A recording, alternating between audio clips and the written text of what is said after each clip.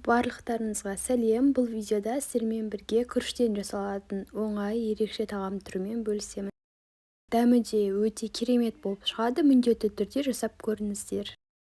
Мен шамамен 3-4 адамға жасадым, және де маған осындай бір шыны керек болды. Күрішті бірнеше қайтара жуып аламыз және де тазалаймыз.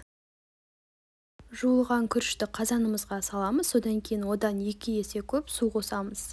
Дәміне қарай тұз қосып, газдың ең ақырында пісіріп аламыз. Ал бұл уақытта сәбізіміз бен пиязымызды кішкентай квадраттарға бөліп қоямыз.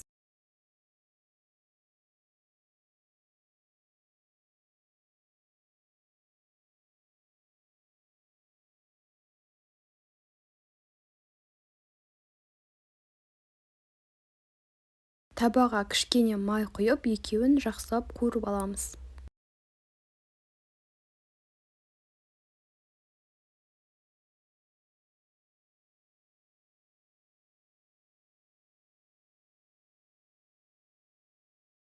Бұл уақытта күрішіміз де дайын болды. Күрішке жаңаға қуырылған біздің сәбізіміз бен пиязымызды саламыз да жақсылап араластырып аламыз. Енді өзімізге керекті форманы жасаймыз. Дөңгелек қылсаңыздар да болады, не болмаса мен сияқты қылсаңыздар да болады. Енді бізге панировочный сухари қажет. Оның рецепті менің YouTube каналымда, осы видеоның астында бар. Не болмаса дүкеннен сатып ала аласыздар. Осылай екі жағынан айналдырамыз. Қызып тұрған майға саламыз.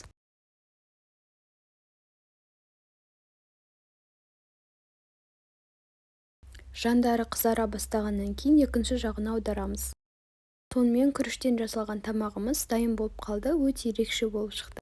Енді қасына кез келген гарнир жасасаңыздар болады, мысалға пюре, не болмаса макарон деген сияқты өзіңізге ұнайтын. Ал мен болсам, қызанақ пен қиярды турап осылай жан-жағына тұз сеуіп қоя салдым.